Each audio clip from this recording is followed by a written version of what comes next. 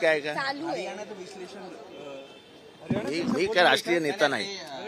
अजितदादा काहीतरी म्हणालेत ना की माझी चूक झाली, बारामतीतून आम्ही उमेदवार दिला. आधी साहेब हा म्हणाले, मग नाही म्हणाले. बरं काल यांनी काय आधी साहेब हा म्हणाले काय? नंतर नाही म्हणाले असं म्हणतात. कशाला? काल प्रफुल्ल पटेल यांनी त्यांची उमेदवारी डिक्लेअर करून टाकली. त्यांच्या पक्षाचा प्रश्न आहे ना, आम्हाला काय करायचंय?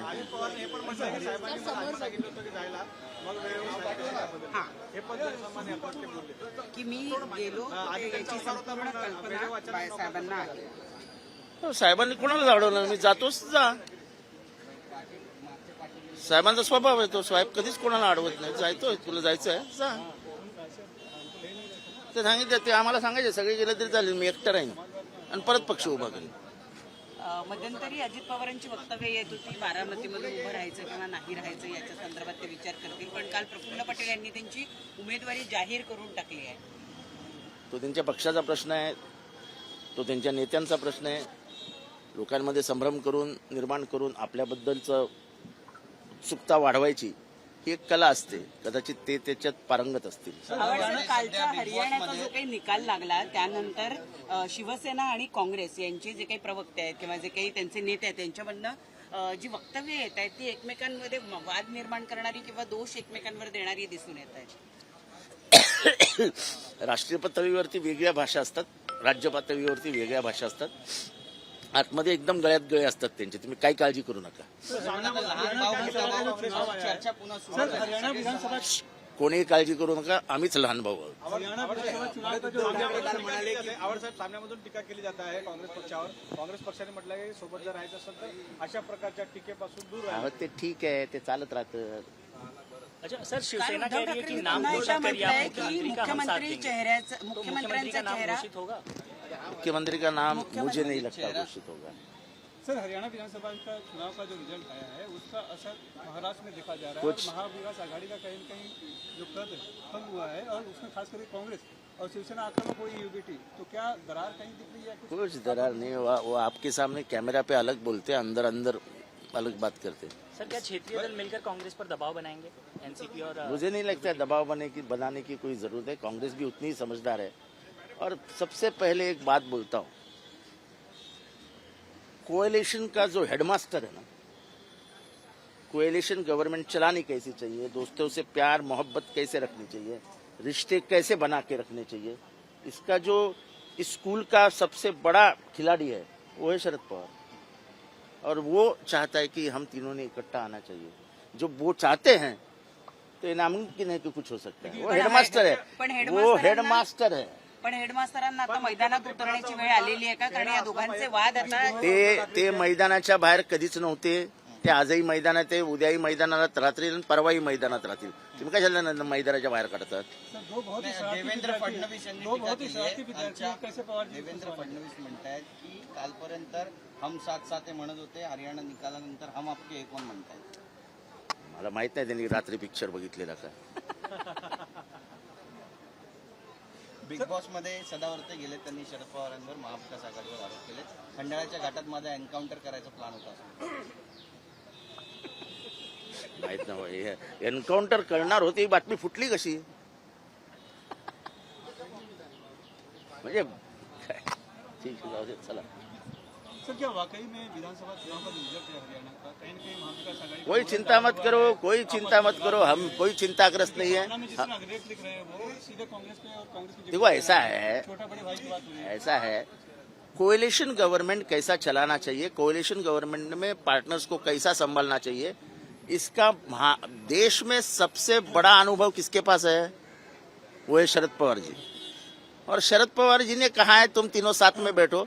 हमको कहा है तुम ज्यादा आगे मत जाओ, अपने लिमिटेशन में रहो. तो चिंता की क्या बात है? जब शरद पवार जी है, कोएलिशन टूट नहीं सकता. हम बाजू में नहीं जा सकते. पवार साहब पूरी कोशिश कर रहे हैं, लेकिन ये दोनों ठीक बच्चे है ना, बदमाशी कर रहे हैं. वो ठीक है ना. घर में दो बच्चे झगड़ते हैं तो माँ बाप समझाते हैं. शेवटचा प्रश्न पुन्हा एकदा उद्धव ठाकरे असं म्हणतात की मुख्यमंत्री पदाचा चेहरा महाविकास आघाडीने जाहीर करावा. कालच्या रात्री सुद्धा पण त्याने हे पण सांगितलं मी मुख्यमंत्री पदाचा चेहरा नाही.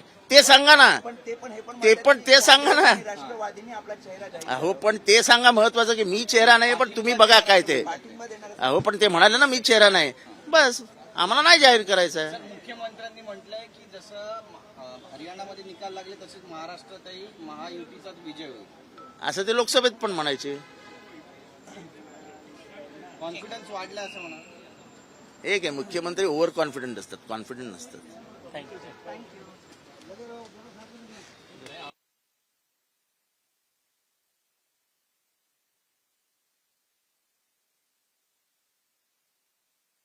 राहिलो तर आपलून निवडून येण्याची क्षमता कमी आहे.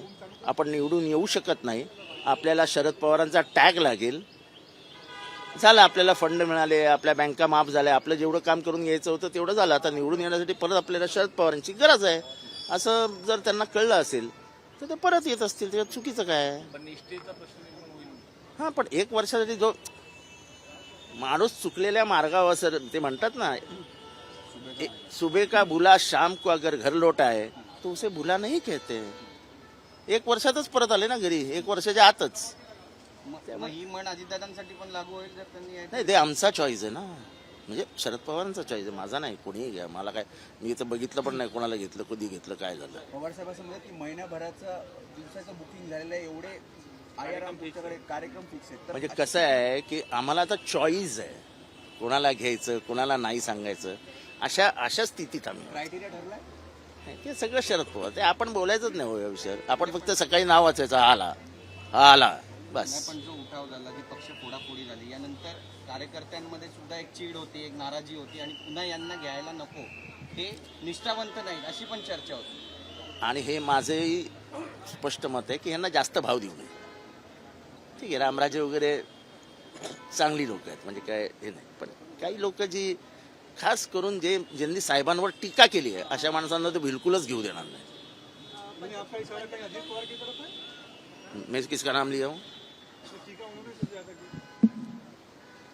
नहीं, मुझे नहीं लगता उन्होंने टीका की. सर वो तो कह रहे थे रिटायरमेंट ले लेना चाहिए. नहीं, वो एक बुजुर्ग को सलाह दे रहे थे. उन्होंने परसों क्या कहा मालूम? जिसका 70-75 साल हुआ है वो अपना कारोबार सौंप देते हैं. तो शरद पवार जी तो निकल गए, कारोबार उन्होंने अपना ही हाथ लगा. तो उन्होंने ये सलाह है ना अपने नरेंद्र मोदी जी को दिया कि वो 75 साल के हो गए, अब कारोबार सौंप देना चाहिए उन्हें. कैसा है कि अजित पवार सबको अक्कल दे सकते हैं, तो इन्होंने नरेंद्र मोदी जी से कहा कि 70 साल के हुए, अब कारोबार सौंप देना चाहिए. लगता है देवेंद्र फडणवीस जी ने कहा होगा उनको कि आप बोल दीजिए. नाही पण सर, मग हा केवळ सल्ला वाटतोय की शहाजोग सल्ला वाटतोय?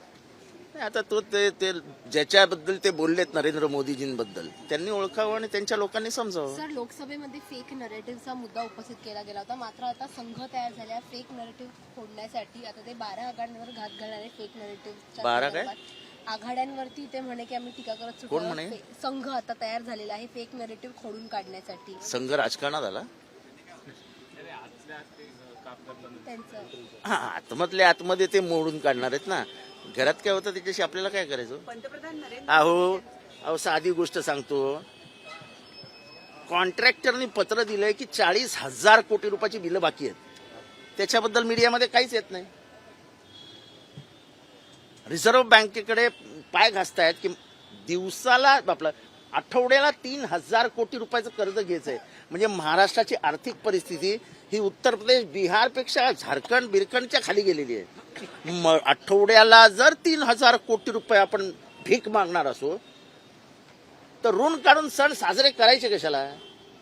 माझी आई लहानपणी मला सांगायची, बेटा आयुष्यात जेव्हा जेव्हा पुढे जाशील तेव्हा तेव्हा लक्षात ठेव की तुझं पांघरुण जेवढं आहे तेवढेच तुझे पाय ठेव. पांघरुणाच्या बाहेर पाय काढशील थंडी वाजेल. पंतप्रधान नरेंद्र मोदी यांनी कालच्या विजयानंतर जे काही भाषण दिलेलं आहे त्यात ते असं म्हणाले आहे की काँग्रेससारखे काही पक्ष हे देशातलं सामाजिक सौहार्द बिघडवण्याचं काम करतात. सामाजिक सौहार्द कोण बिघडवतं हे वेगळं काय सांगायला नको. गेल्या 70 वर्षाच्या इतिहासामध्ये अनेक नोंदी आपल्याला सापडतात की संविधानाला कोणी विरोध केला, तिरंग्याला कोणी विरोध केला, आरक्षण देऊच नका असं कोण म्हणालं, कोणी पुस्तकात लिहून ठेवलंय? आम्ही नाही म्हणालो ना, पुस्तकांमध्ये आहे ना. यही जवाब हिंदी में जानना चाहेंगे कि पंतप्रधान की इस बयान पर आपका क्या कहना है? तो ऐसा है कि शायद पंतप्रधान छुपाना चाहते हैं कि स्वतंत्रता के बाद जो इतिहास लिखा गया है उसमें संविधान का विरोध किसने किया, उसमें आरक्षण का विरोध किसने किया, उसमें तिरंगा का विरोध किसने किया? इतना सब होके जेपीसी चालू है और तो भी अमित शाह भाषण में बोलते कि शीत क्षेत्र में हम अवकाफ की जमीनें ले लेंगे। तो जेपीसी लगाई क्यों है? इसका मतलब सीधा है कि जेपीसी के जो अध्यक्ष है वो जो अमित शाह चाहेंगे वही लिखने वाले हैं। एबीपी माझा, उघडा डोळे बघा नीट।